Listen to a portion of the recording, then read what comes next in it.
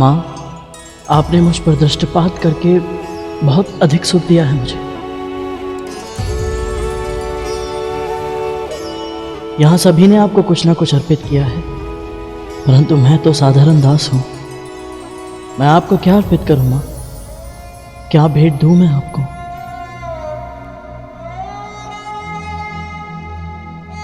देवी लक्ष्मी तुम्हारी भक्ति और सेवा से इतनी प्रसन्न कि उन्हें अभी किसी भी उपहार की आवश्यकता नहीं है गरुड़।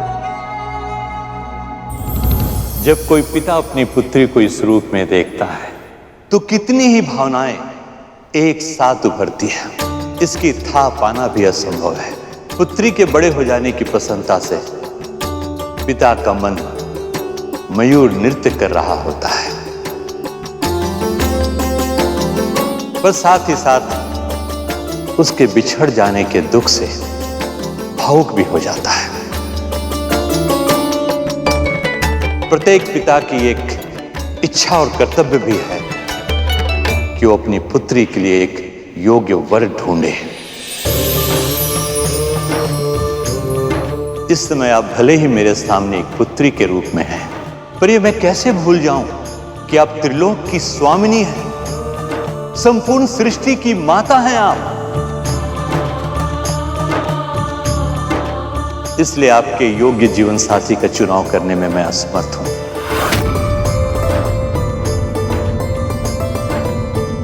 हे सर्वगुण संपन्न देवी, कृपया अपने योग्य वर का चुनाव स्वयं करें।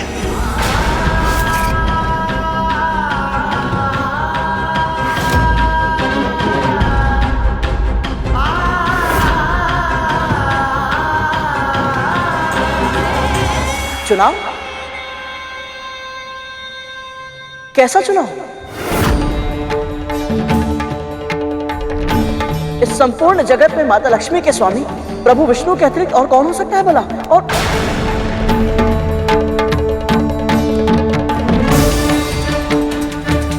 गरुड़ ने उचित ही कहा है देवी। वैसे तो आपके वल्लभ परम ब्रह्म सृष्टि के पालनहार श्री हरि के अतिरिक्त और कोई हो ही नहीं सकते हैं।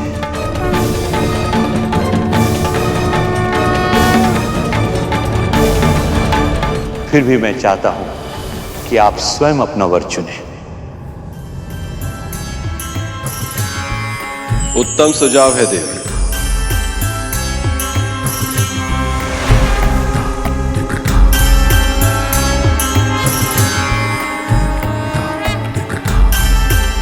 पिता की आज्ञा का पालन करना संतान का धर्म भी होता है।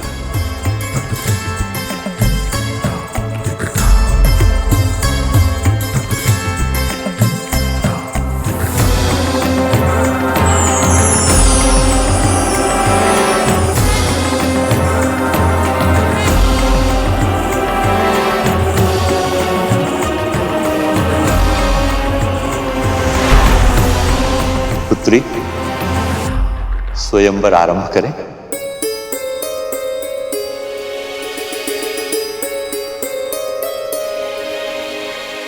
जब माँ लक्ष्मी प्रभु विष्णु के लिए बनी है तो ये स्वयंवर क्यों? प्रभु, आप ये कैसे होने दे सकते हैं? कैसा संदेश? बता मुझे। उन्होंने मुझे एक कथा सुनाई थी। वो कथा मैं आपको बिल्कुल वैसे ही सुनाने का प्रयास करूंगी जिस तरह से उन्होंने कही थी। एक बार एक राजा ने घोषणा करवाई कि उसके पूरे राज्य में केवल पालक ही उगाई जाएगी, उसी का क्रय विक्रय होगा और सारी प्रजा केवल पालक ही खाएगी। न कोई और अन्न, न किसी और प्रकार की तरकारी का पूरे राज्य में प्रयोग किया जाएगा। यदि कोई राजा के इस आदेश का उल्लंघन करता तो राजा उसे कोड़ों से पीटने का दंड देता या कभी कभी उसके प्राण ले लेता। फिर एक दिन एक महान साधु इस राज्य में आए और राजा ने उनसे आशीर्वाद पाने के लोभ में उन्हें वो पालक भेंट कर दी। साधु बाबा ने वो पालक राजा के सामने फेंक कर कहा, मैं तेरे भूत भविष्य के कर्मों के बारे में सब जानता हूँ और तेरे इस पालक प्रेम को तुझसे भी अधिक पहचानता हूँ। पिछले जन्म में तू एक निर्धन किसान था जो अपनी झोपड़ी के पीछे की क्यारी में पालक उगाता था और अपने परिवार का पेट भरने के बाद शेष बची पालक को गांव के सभी लोगों में बांट देता था। किसान के रूप में तूने पुण्य अर्जित किया था, जिसके कारण इस जन्म में तुझे राजा बनने का अवसर मिला। और पिछले जन्म की वो स्मृति आज भी कहीं तेरे भीतर जीवित है। इसके कारण तू ये पालक का वितरण नहीं कर रहा, बल्कि इसके लिए कर रहा है क्योंकि अब तू चक्रवर्ती सम्राट बनना चाहता है। जब तक सेवा बिना किसी स्वार्थ की जाए तब तक ही वो सेवा कहलाती है। पर किसी परिणाम या पारिश्रमिक के लोभ में की गई सेवा सेवा नहीं, स्वांग होता है। और स्वांग रचने वालों को न तो आशीर्वाद मिलता है ना ही वरदान। पर किसी परिणाम या पारिश्रमिक के लोभ में की गई सेवा सेवा नहीं, स्वांग होता है। बिल्कुल सही कहा भगवान दत्तात्रेय ने। हाँ, तब तो माँ ने गुरु दत्तात्रेय की सेवा आशीर्वाद पाने के लोभ में की थी, वो भी स्वयं भी नहीं की थी। भगवान दत्तात्रेय से छल करके माता विंता से करवाई थी। ये सत्य नहीं हो सकता, ये तेरे मस्तिष्क की कल्पना है। भगवान दत्तात्रेय का नाम लेकर के तू मनगढ़ंत कथाएं सुना रही है मुझे। दीदी, क्या आप मुझे बिल्कुल नहीं पहचानती? आप जानती हैं कि मैं ऐसा सोच भी नहीं सकती। झूठ बोल रही है तू।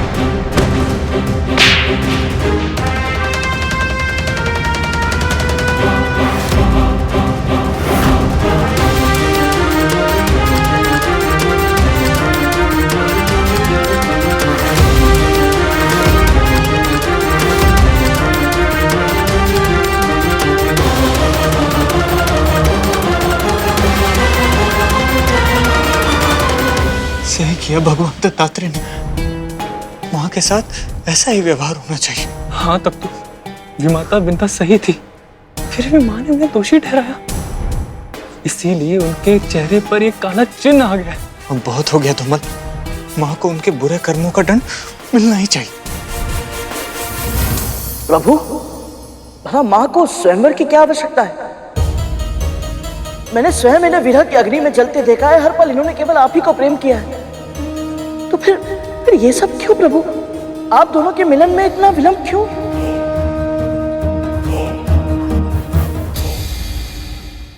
विवाह हर कन्या का स्वप्न होता है गर्व, और आयु के साथ साथ यह स्वप्न भी बड़ा होता जाता है। नारी के जीवन में सबसे महत्वपूर्ण घटना होती है विवाह, और सबसे अधिक महत्वपूर्ण संबंध होता है पति के साथ उसका संबंध।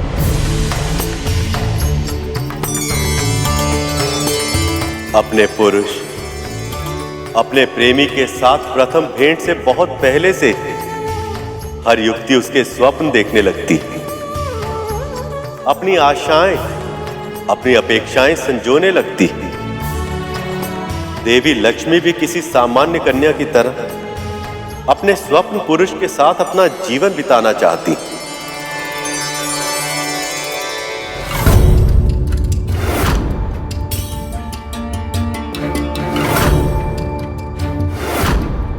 और ये इनका अधिकार है, चुनाव का ये अधिकार मैं तो क्या, कोई भी पुरुष किसी स्त्री से छीन नहीं सकता। किंतु हां, इन्हें प्रेम करने के नाते मैं ये आशा कर सकता हूं कि चाहे कितना भी समय क्यों ना लग जाए, पर अंत में लक्ष्मी विष्णु को ही चुनेंगे। हे माँ, ये कैसी लीला है आपकी? इतने समय तक प्रतीक्षा करने के बाद अब और विलंब। इस बीच कोई और समस्या उत्पन्न हो गई तो? यदि लक्ष्मी जी ने मुझे वर चुना तो मेरा पद सर्वोपरि हो सकता है। लक्ष्मी जी के लिए योग्य स्थान स्वर्ग ही है, वो मुझे ही चुनेंगी। सभी देवता और असुरों की आंखों में एक ऐसी विचित्र इच्छा देख रहा हूं।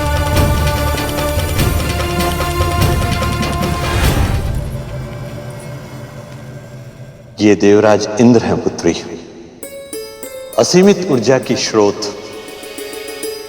खगोलीय विद्युत भयानक आंधियों के स्वामी। ये वीर अवश्य है पिताजी, पर इनमें असुरक्षा की भावना प्रबल है।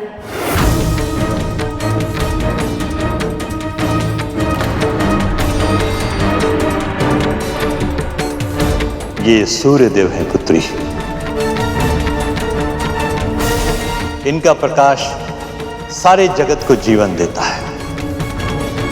इनमें प्रकाश तो अवश्य है पिताजी, पर ताप भी असहनीय है।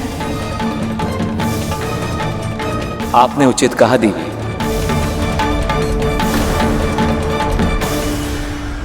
वहां की लीला भी अद्भुत है। अब इन सभी के गुण और अवगुण दोनों ही अपने आप सामने आ जाएंगे।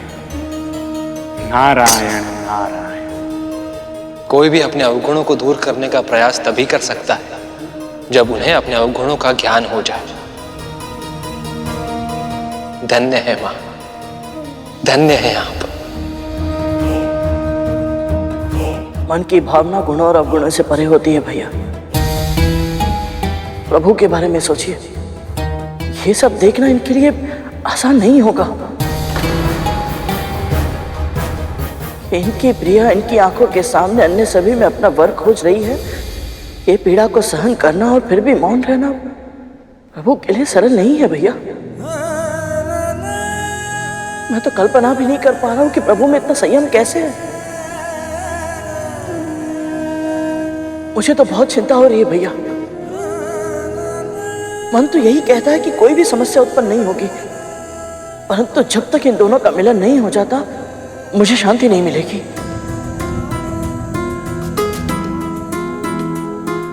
ये अग्निदेव है पुत्री।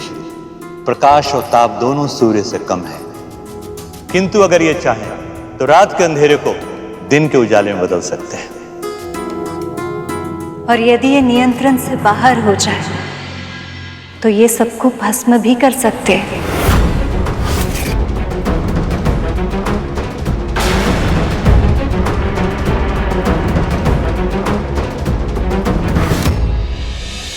ये वायुदेव हैं पुत्री। ये बहुत चंचल है, स्वयं एक स्थान पर टिककर रह ही नहीं सकते। यदि मैं इनके साथ हमेशा चलती रही तो इस जगत का कल्याण कभी नहीं कर पाऊंगी।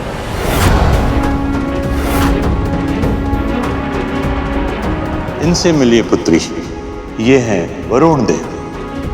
इनके व्यक्तित्व में तरलता इतनी अधिक है कि ये बार बार अपने आकार बदलते हैं, और जो स्वयं अपना आकार इतनी बार बदले उनके साथ मैं स्थिर कैसे रह सकती हूँ।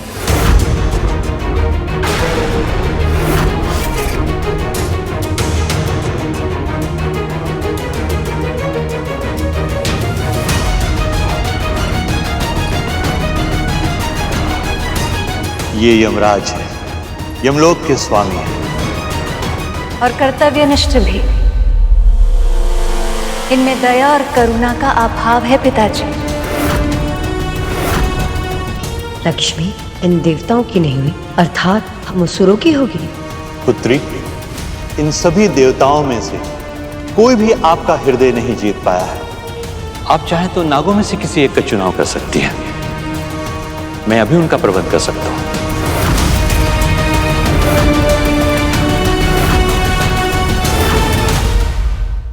लक्ष्मी नागों की नहीं हो सकती। क्षमा कीजिए पिताजी, नाग तो सदैव ही अपनी माता से भयभीत रहे, इतने अधिक भयभीत कि उनके प्रवृत्ति से भय निकालना असंभव है। और जो स्वयं इतने भयभीत है, उनके साथ मैं सुरक्षित होने का आभास कैसे कर सकती हूँ? बहुत अभिमान है ना कद्रू को अपने पुत्रों पर। यदि वो ये सुन लेती तो कितना आनंद आता। उसे होना चाहिए था यहाँ। पता नहीं क्या कर रही है वो पृथ्वी पर। हमारे स्वामी प्रभु विष्णु की प्रतिमा को नहीं, भगवान दत्तात्रेय को प्रणाम कर रहे थे। अभी अभी उन्होंने मुझे साक्षात दर्शन दिए दीदी। संभव नहीं।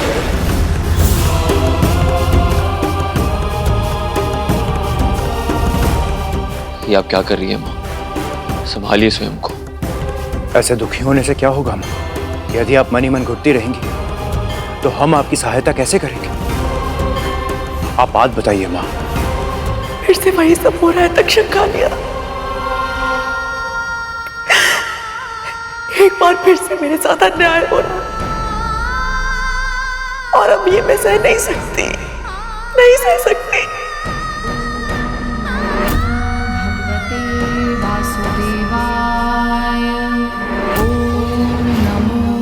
भगवते वासुदेवाय। शिविता,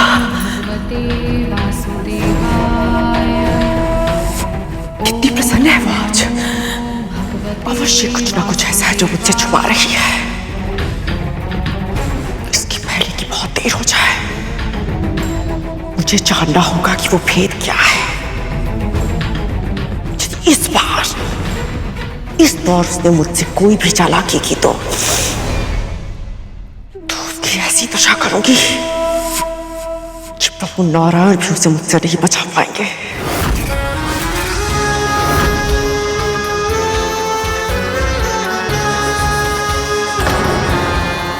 हाँ, ये आपके मुंह पे काले धब्बे कैसे आ गए?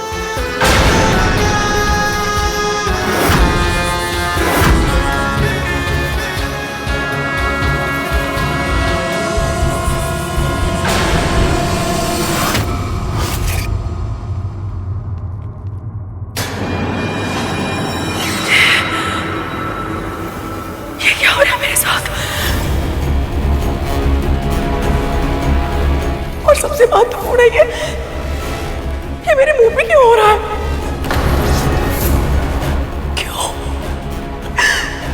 क्यों इतने कष्ट सहने पड़ रहे हैं मुझे?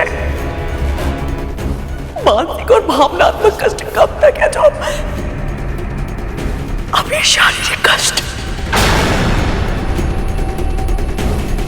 भगवान दत्तात्रेय का वचन तो सत्य हो रहा है। मैं भी यही सोच रहा था तक तो।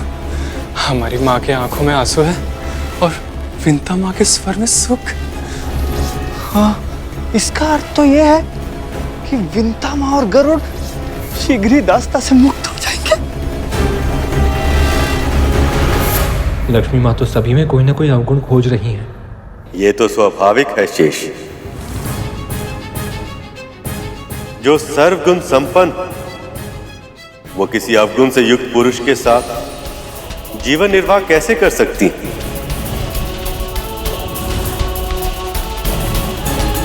पर इनकी यही विशेषता मुझे भयभीत भी कर रही है। यदि इन्होंने मुझ में ही कोई अवगुण खोज निकाला तो?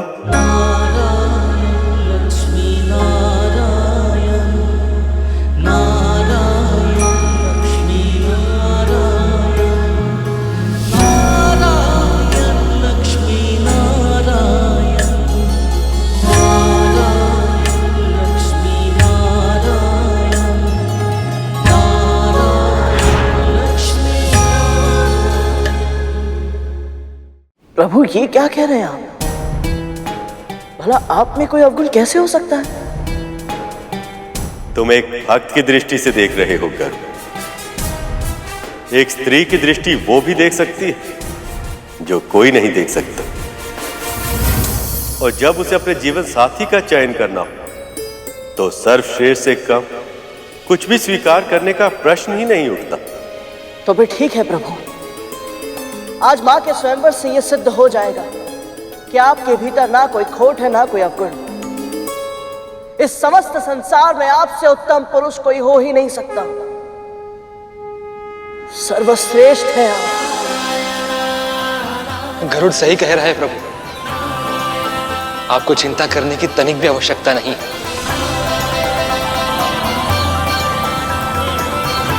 अब बहुत हुआ मां, अब ये प्रतीक्षा समाप्त कीजिए। क्षमा कीजिए, मैं आप में से किसी के साथ विवाह नहीं कर सकती।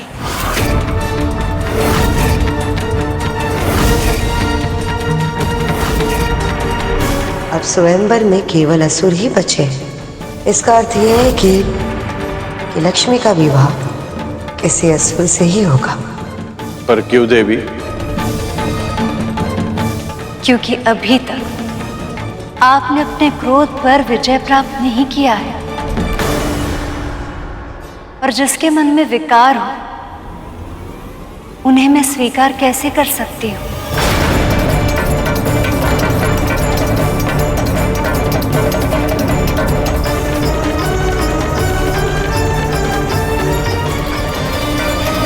देवताओं और सप्तऋषियों तक में अवगुण खोज लिए हैं इन्होंने।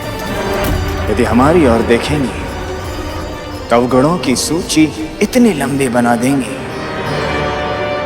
जैसे वासुकी की पूंछ। अभी अभी इन देवताओं से संधि हुई है हमारी। इनके सामने हमारी प्रतिष्ठा और सम्मान मिट्टी में मिल जाएगा। ऐसा नहीं होगा। पर क्यों मां? क्योंकि विष्णु प्रिया की दृष्टि में हम इतने अयोग्य हैं कि इन्होंने हम में से किसी की तरफ देखा तक नहीं।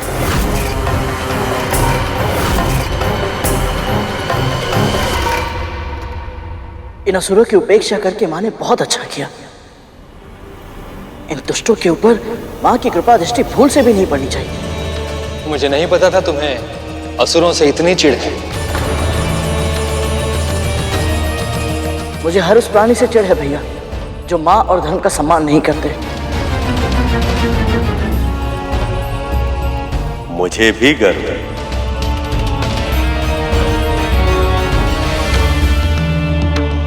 मैं इन देवों, ऋषियों और गंधर्व में से किसी का चुनाव कैसे कर सकती हूँ?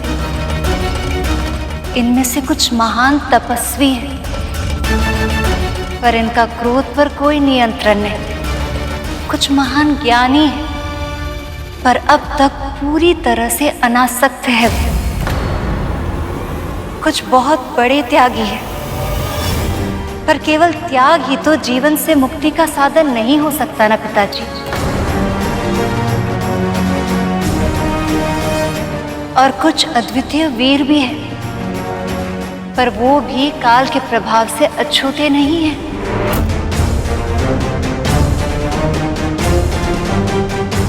पिताजी, मुझे ऐसा लगता है कि यहाँ ऐसा कोई भी नहीं है जो मेरे पति बनने के योग्य है।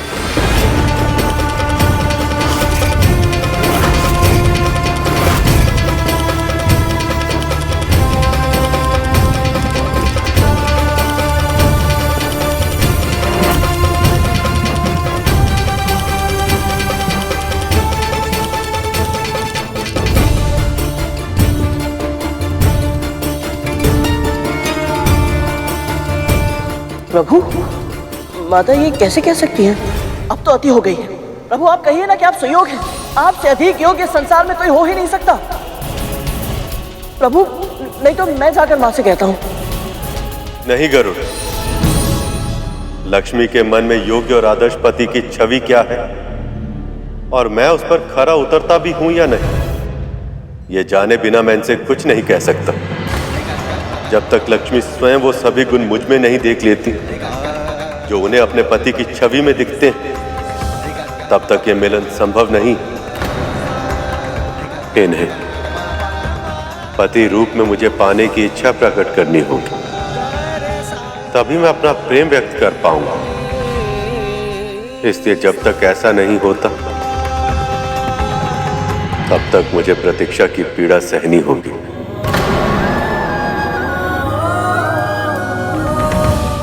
मुझे इसी बात का भय था प्रभु कि ये स्वयंवर आपकी उदासीनता का कारण न बन जाए।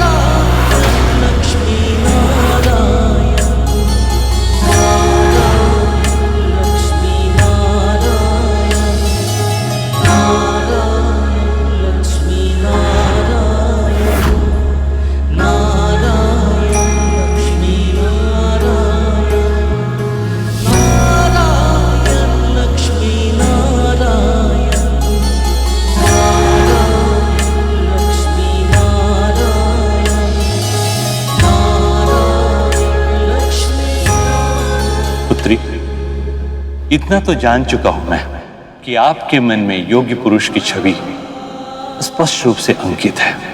आप मुझे भी बताइए ताकि मैं आपके लिए योग्य पुरुष तलाश सकूं।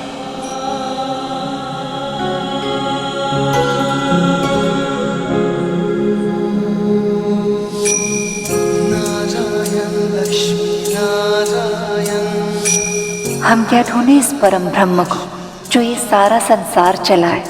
ये विरह भी हरि की लीला थी, अन्यथा कैसे बिछड़े वो जो एक श्वास में लक्ष्मी नारायण कहलाए।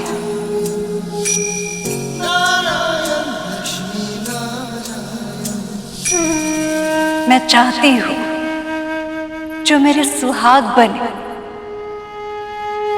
वो सदैव बने रहे। हल्दी कुमकुम का सौभाग्य सदैव बने रहे और मेरे जीवन में कभी भी कोई सौत ना आए,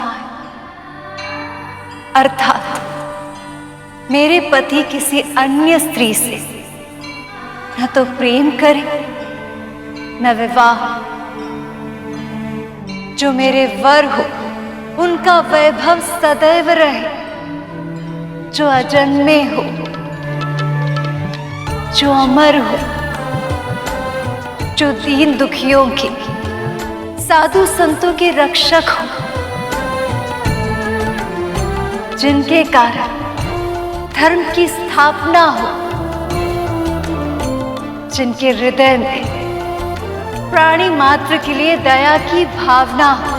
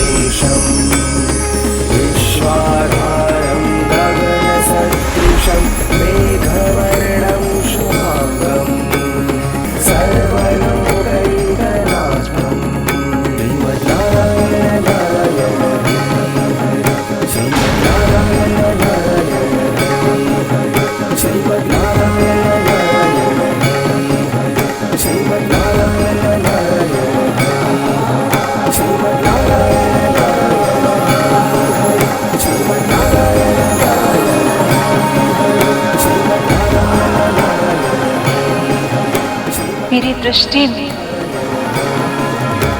संपूर्ण सृष्टि में ऐसे केवल एक ही पुरुष है, नारायण।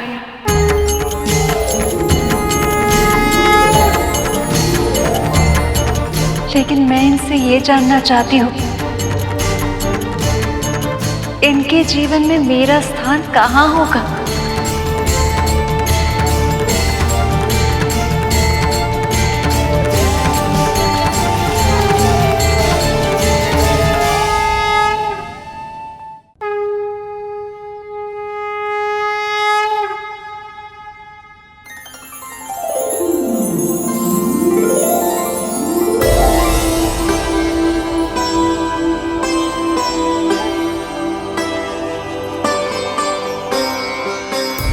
विमाता, विमाता,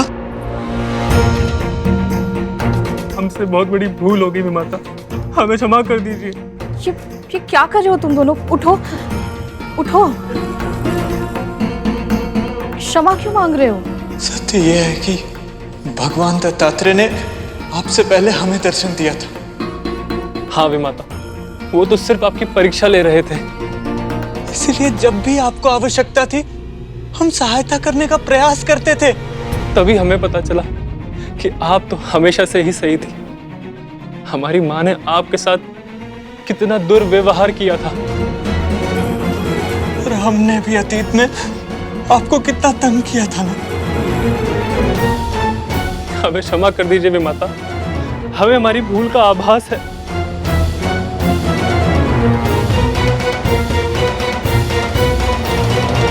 तुम दोनों को क्षमा मांगने की कोई आवश्यकता नहीं है।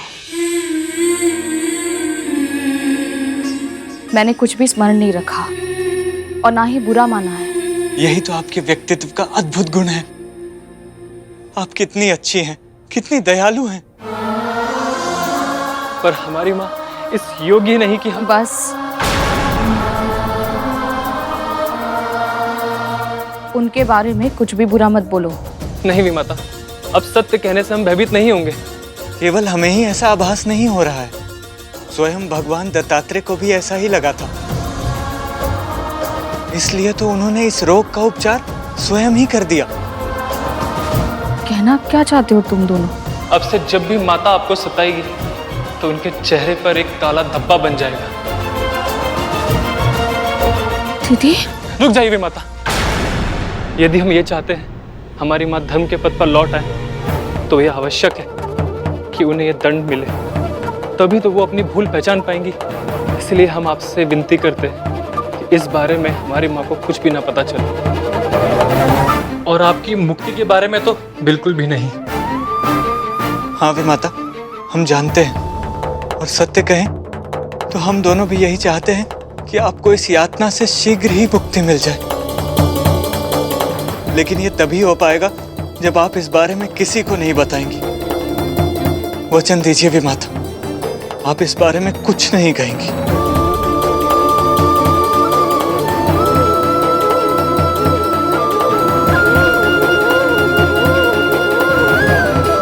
भगवान दत्तात्रेय ने सही कहा था, मेरे सुख के दिन आरंभ हो गए हैं। बस किसी तरह मैं इस प्रसन्नता को शीघ्र ही अपने पुत्र के साथ बांट पाऊं। आपका केवल एक ही स्थान हो सकता है देव, मेरा हृदय, जो बहुत लंबे समय से आपकी प्रतीक्षा कर रहा है। यदि आप मुझे स्वीकार कर लें तो मैं आपके योग्य बनने का प्रयास अवश्य करूंगा। मुझ में कई गुण हैं देव, किंतु जिस सर्वश्रेष्ठ पुरुष की खोज आपको है, वो मैं नहीं।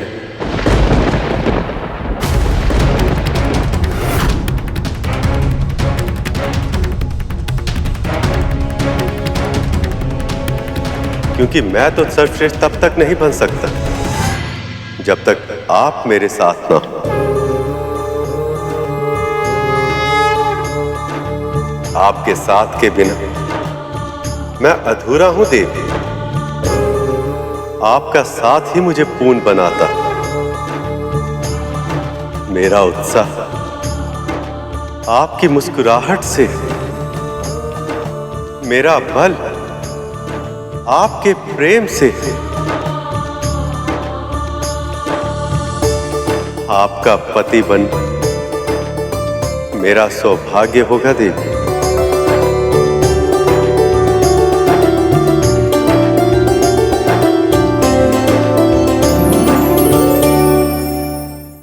कमलासिनी सद्दितिदायिनी ज्ञान विकासिनी गानमाये अनुदित मर्चित कुमकुम धूसर भूषित वासित वाघनुते कनकधरा स्तुति वैभव वंदित शंकर देशिक मान्य पदे। जय जय हे मधुसूदन कामिनी विजय लक्ष्मी परिपालय मां।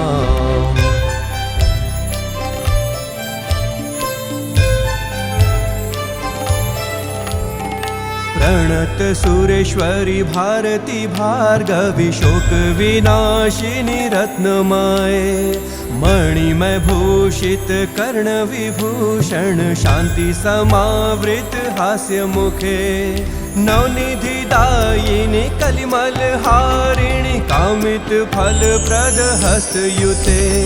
जय जय हे मधुसूदन कामिनी विद्या लक्ष्मी सदा पालय मां।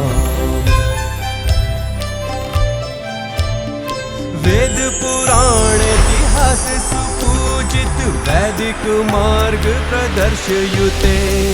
जय जय हे मधुसूदन कामिनी धन लक्ष्मी रूपेण पालय माम्। श्लो अष्टलक्ष्मी नमस्तुभ्यं वरद कामरूपिणी। विष्णुवक्षः स्थलारूढे भक्त मोक्ष प्रदायिनी। श्लो शंख चक्र गदा हस्ते विश्वरूपिणी ते जयः। जगन्मात्रे च मोहिन्यै मंगलं शुभ मंगलम्। लक्ष्मी नारायण की जय, लक्ष्मी नारायण की जय, लक्ष्मी नारायण की जय, लक्ष्मी नारायण की जय। प्रभु, देवी, मेरे दिए हुए श्राप के कारण आप दोनों को वियोग सहना पड़ा। उसके लिए मैं क्षमा प्रार्थी हूं।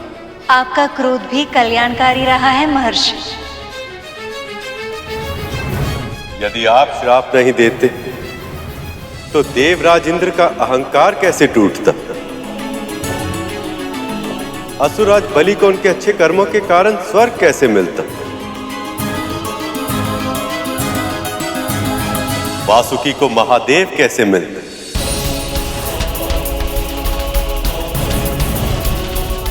और संसार को वो अमृत कैसे मिलता जो शीघ्र ही उन्हें मिलने वाला? मिलने वाला है, मिलने वाला है, यही कह कहकर शर्म करवाए जा रहे हैं।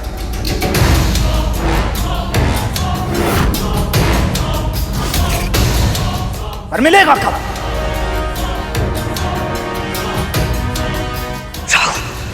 कितनी बार कहा तूने महर्षि दुर्वासा के सामने सोच समझ के बोला करो। कहीं ऐसा ना हो अमृत के स्थान पर तुम यहां से श्राप लेकर लौटो।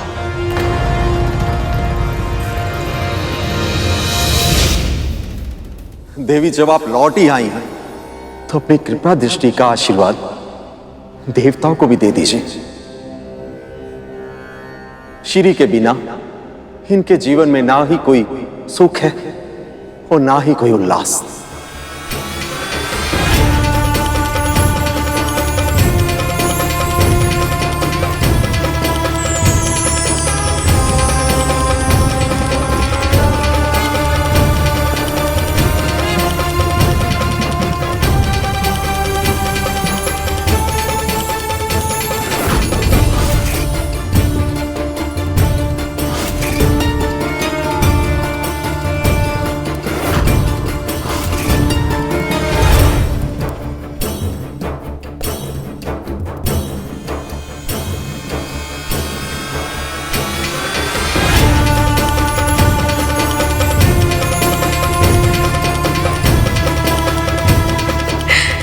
धन्यवाद देवी, अशेष धन्यवाद।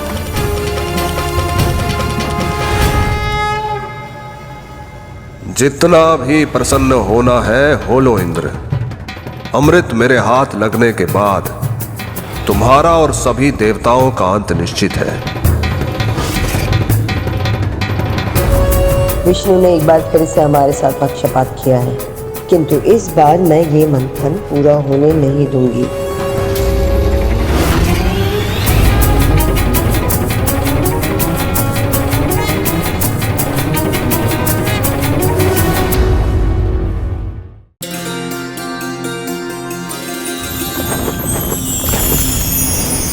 माँ, जब से आपने समाधि ली थी उस दिन से ये संसार श्रीहीन हो गया था।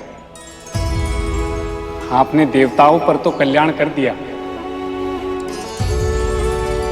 कृपया अब इस संसार पर भी दृष्टिपात कीजिए, सबका कल्याण कीजिए मां।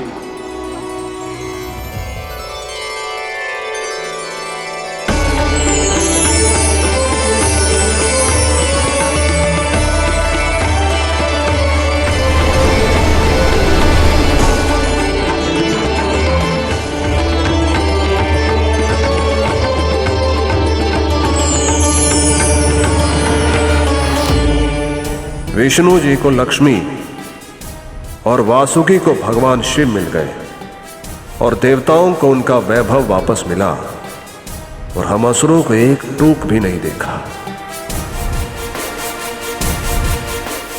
माँ, इस संसार में कुछ व्यक्ति ऐसे भी हैं जिनके मुख पर अब भी उदासी छाई है। मैं जानती हूँ पुत्र, पर मेरी दृष्टि इतनी आसानी से किसी पर नहीं पड़ती। इस संसार में कई स्थान ऐसे हैं जो मुझे अप्रिय है। अब तुमने पूछा ही है तो सुनो।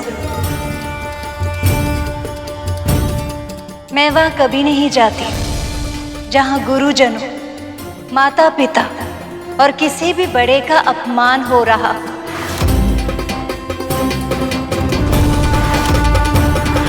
नारद मुनि संसार के सर्वश्रेष्ठ वक्ताओं में से एक हैं। इनके शब्दों के प्रभाव में मत आइए। और जहां दूसरों की धन, संपत्ति, मान, अधिकार, भूमि आदि को हड़प लिया जाता है,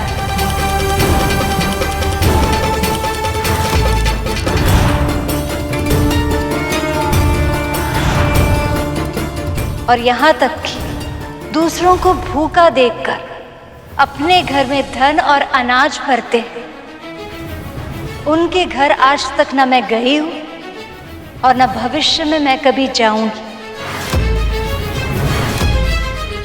सर्वगुण संपन्न माँ लक्ष्मी की जय। सर्वगुण संपन्न माँ लक्ष्मी की जय। सर्वश्रेष्ठ परम पिता श्री हरि विष्णु की जय। सर्वश्रेष्ठ परम पिता श्री हरि विष्णु की जय। चलो, अब सब कुछ संपन्न हो गया। मंथन आरंभ करें? नहीं,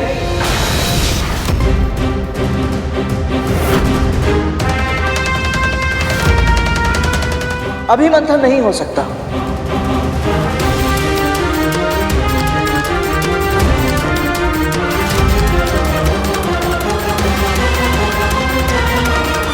अभी केवल स्वयंवर हुआ है, पानी ग्रहण नहीं। और जब तक पूरे विधि विधान से पानी ग्रहण नहीं हो जाता, प्रभु विष्णु और माता लक्ष्मी का ये मिलन तो अधूरा है।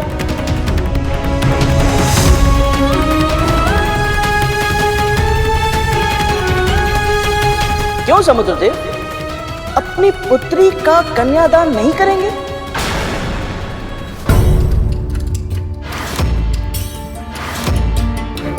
मुनिवर, आप बताइए, आप इस समस्त संसार को इस परम कल्याणकारी विवाह का निमंत्रण नहीं देना चाहते? हाँ मुनिवर, यहां उपस्थित सभी माताओं से पूछना चाहता हूं, अपनी सखी का अभिषेक करने में आप सभी को इतना आनंद आया था, तो क्या मंगल स्नान के अलौकिक सुख का अनुभव नहीं करेंगे आप सब? जब से ये विष्णु से मिला है, कुछ ज्यादा ही उड़ रहा है। बस एक बार अमृत मिल जाए तो ये इसके जीवन की आखिरी उड़ान होगी। बस बस गरुड़, तुमने तो सारा कार्यक्रम अभी से निश्चित कर दिया। कैसे नहीं करता प्रभु?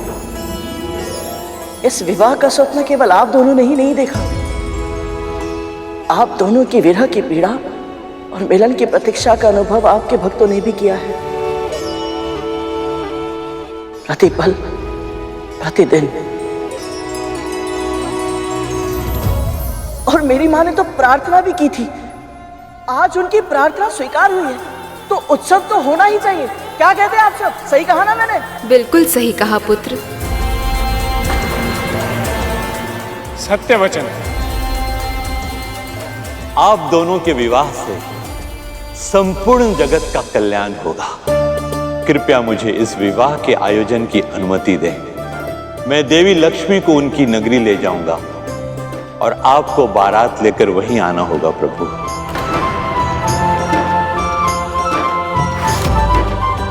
इस विवाह में सभी विष्णु भक्त सम्मिलित होंगे और मेरी माँ भी। इससे बड़ी सुख की बात उनके लिए और कुछ हो ही नहीं सकती।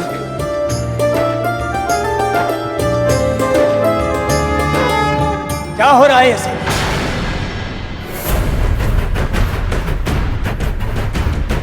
यदि यह विवाह हुआ तो हम असुर मंथन नहीं करेंगे।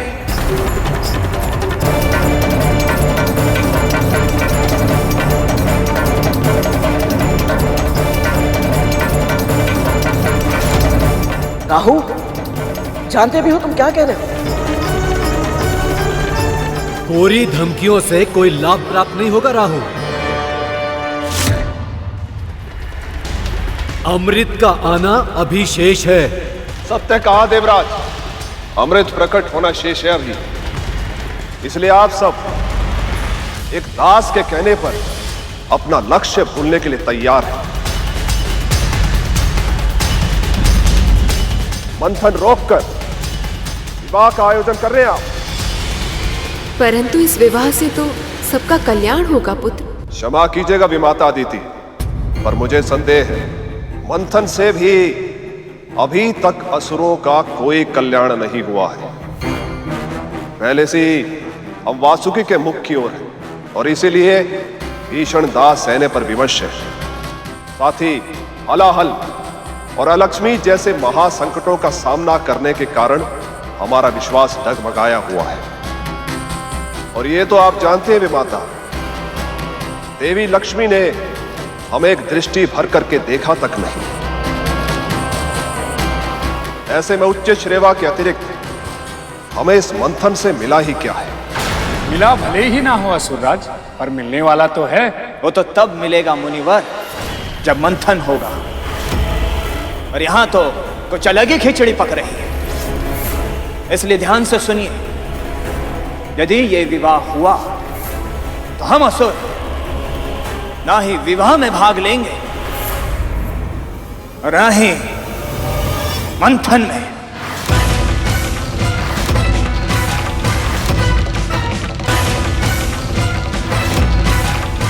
यदि असुरों ने समुद्र मंथन करने से मना कर दिया तो मेरे पुत्रों को कभी भी स्वर्ग और उनकी प्रतिष्ठा वापस नहीं मिल पाएगी। असुर चाहते हैं कि पहले मंथन फिर विवाह। बस यही कहना चाहता है राहु। नहीं महाराज, राजनीति के घुमावदार दांव पेच नहीं, स्पष्ट शब्दों की तीव्र धार वाली कटार दिखाने का समय है ये।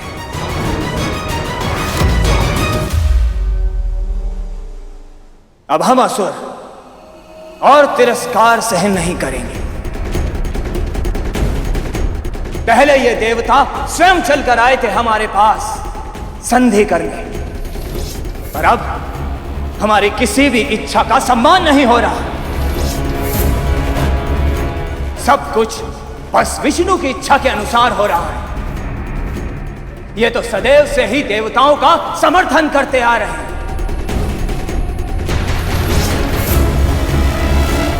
पर अब बहुत हुआ। अब या तो पहले अमृत निकलेगा या फिर हम असुर इस मंथन को यहीं समाप्त कर देंगे।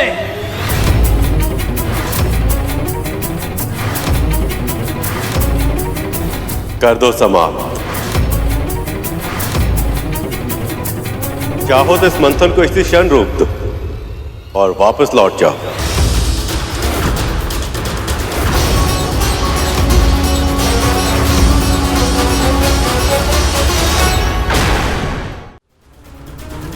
परंतु प्रभु, असुर चले गए तो मंथन कैसे होगा? यदि असुरों को सच में ऐसा लगता है कि उन्हें अमृत की आवश्यकता नहीं, और वो भी तब जब देवताओं को उनकी श्री और शक्ति मिल चुकी, तो असुर ये मंथन छोड़ के अवश्य जा सकते हैं। इन देवताओं का आत्मविश्वास चरम पर है। कहीं ऐसा तो नहीं कि फिर से हमारे साथ कोई छल हो रहा हो। देवी लक्ष्मी के प्रकट होने के कारण अब ये देवता समर्थ बन चुके हैं। कहीं ऐसा ना हो कि हम असुर क्रोध में मंथन छोड़कर चले जाएं और ये देवता मंथन का अंतिम चरण अकेले पूरा करके सारा अमृत स्वयं ले लें।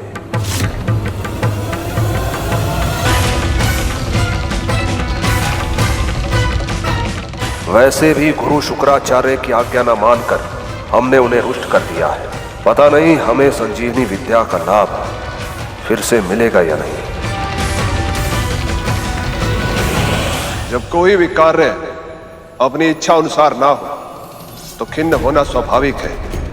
पर इसका अर्थ यह नहीं है कि मसुर अपने वचन से पलट जाएंगे। पर महाराज,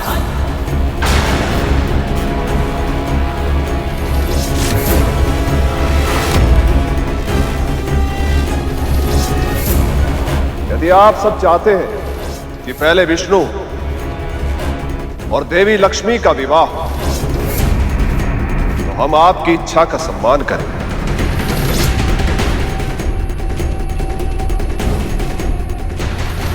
विवाह पूर्ण होने तक आपकी प्रतीक्षा करेंगे।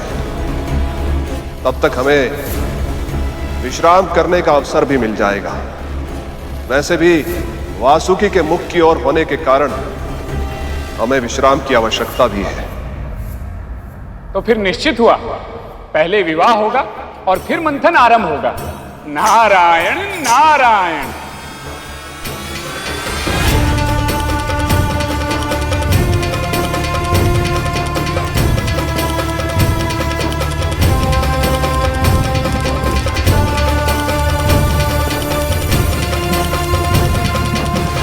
इन असुरों का मस्तिष्क सदैव विपरीत दिशा में ही चलता है क्या?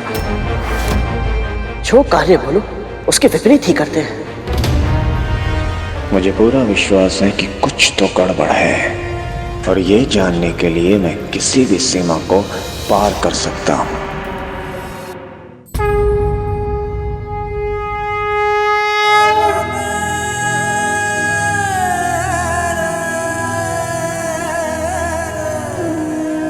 प्रिय, अभी अभी तो लौट कर आई, अब फिर से विरह। हमारा मिलन स्थायी हो पाए, इसके लिए छोटा सा विरह आवश्यक है प्रभु। देखना, इस बार मैं जब वापस लौटूंगी ना, फिर कभी आपसे दूर नहीं होंगी।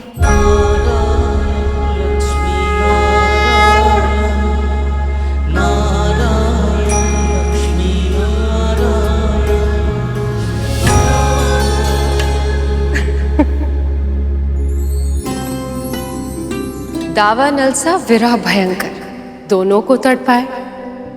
विलंब मिलन में आवश्यक है, पर हृदय का ताप बढ़ाए।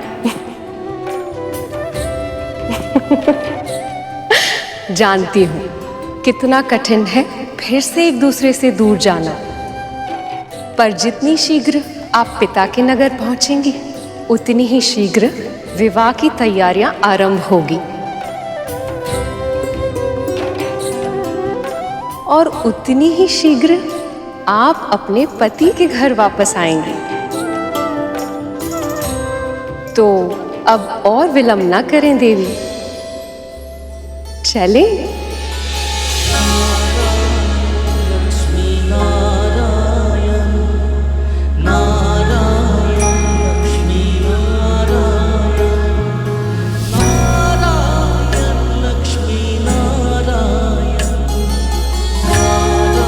देवी,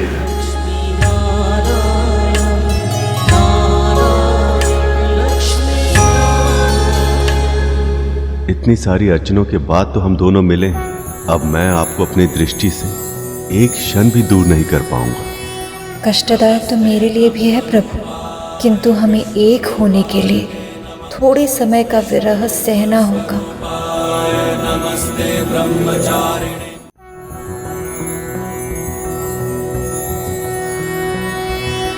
नमस्ते ब्रह्मरूपाय विष्णुरूपाय ते नमः।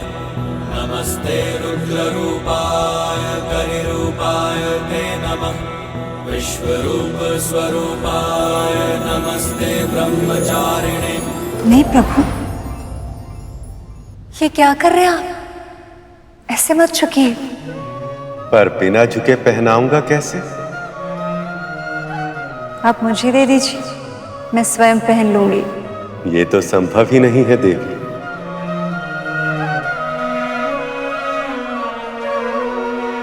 जो प्रिय के प्रेम का प्रतीक हो, उसे प्रेमी के हाथों से ही धारण किया जाता है। पर मैं आपको झुकने दूं? ये तो असंभव है प्रभु।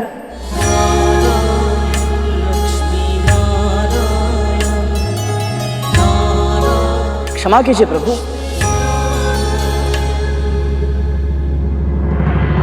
परंतु मेरे पास एक समाधान है।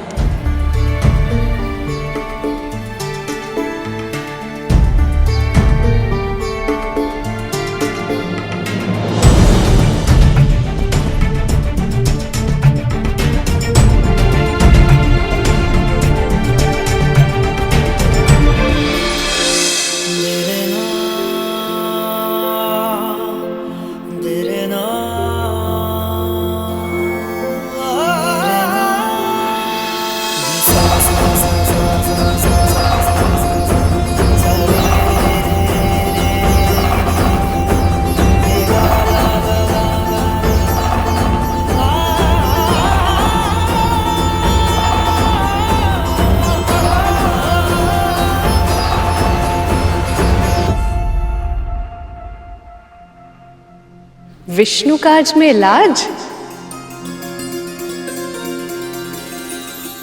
सखी की हिचक को आड़े मत आने दीजिए भैया, पहना दीजिए अपनी प्रिया को पायल।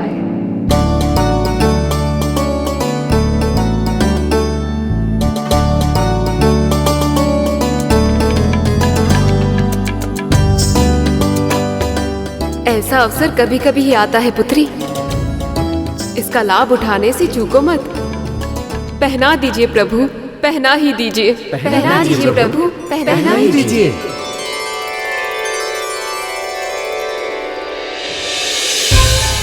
माँ के पद छीनने वाला ये पात्र स्मृति चिन्ह के रूप में सदैव अपने पास रखूंगा। माँ आज्ञा है ना?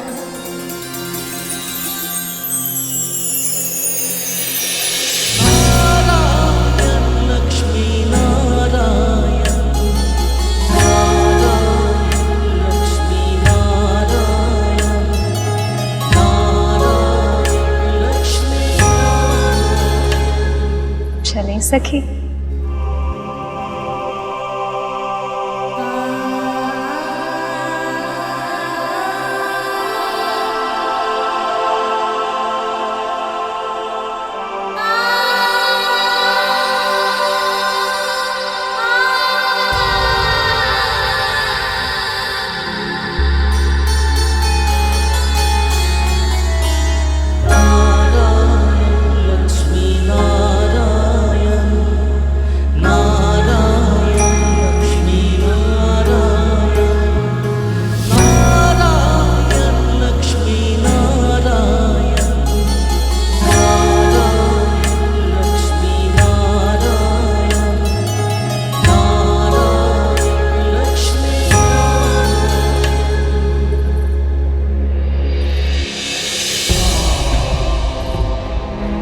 कितना अटूट प्रेम है इनमें, ये जानते हुए भी कि ये बिछो पुनर्मिलन के लिए ही है।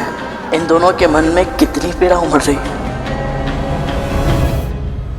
मैं तो कहता हूं हमें इस विवाह का बहिष्कार करना चाहिए मां।